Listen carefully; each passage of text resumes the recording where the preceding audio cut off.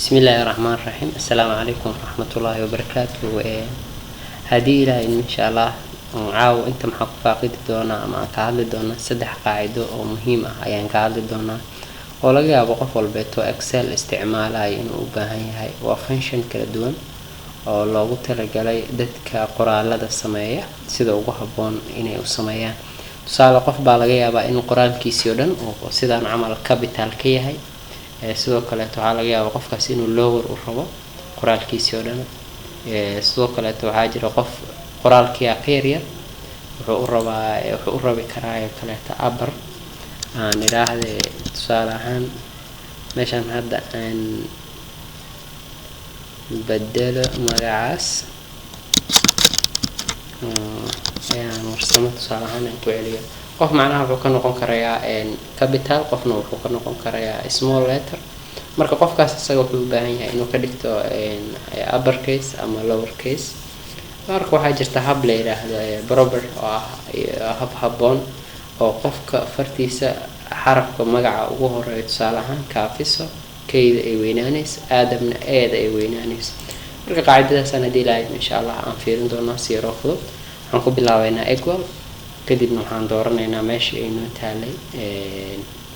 tusaale kaafisa aadam meesha ay taalay I'm sorry waxaan qorayaa waxa aan rabo inaan sameeyo qaacidada waxaan leeyahay lower kadibna waxaan furayaa bracket kadibna waxaan tagayaa meesha ay taalay oo a2 ah kaafisa aadam kadibna waxaan leeyahay enter already maxaa aragtaa qoraalkii kaafisa aadam oo dhan inuu noqday dhamaantiis small letter waan soo jiidayaa ilaa hoos hadis marka maxaa la yiraahdaa taas ayada waxaa la yiraahdaa lower case qoraalkaaga isagoo ka bitaala inaad qaacido uga dhigtid small letter soo kale waxaan fiirin doonaa isla asagan ayaan qaadan doonaa mid waxaan ka wada dhigi doonaa dhamaantiis capital letter waxaan leeyahay equal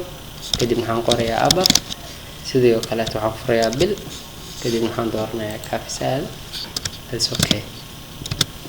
halka xaraf oo ku jira tusaale ahaan ayaa warsamo kaleeta ku jirto small letter dhammaan markaan soo wada jiido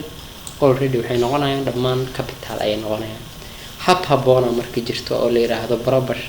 oo ah macnaha xarafka magaca uu ka bilaabanayo magaca qofka iyo magaca aabaha in macnaha kaliya meesha ay ka bilaabanayaan the first two initial number inay macnaha ay waaweyn noqdaan ama capital letter ay noqdaan equal aan leeyahay kadib waxaan qorayaa proper kadib waxaan furayaa bracket kadib waxaan dooranayaa meesha ay taalo tusaale kaafisa aadam waxaan leeyahay enter already marka maxaa aragtaa keedi iyo aadamka meesha uu ka bilaabanayo weyn kadib waan soo jiidayaa already maxaa arkaysaa that's a proper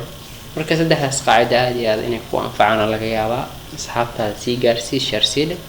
waxaan idin leeyahay assalaamu calaykum waraxmatullaahi wabarakaatuh.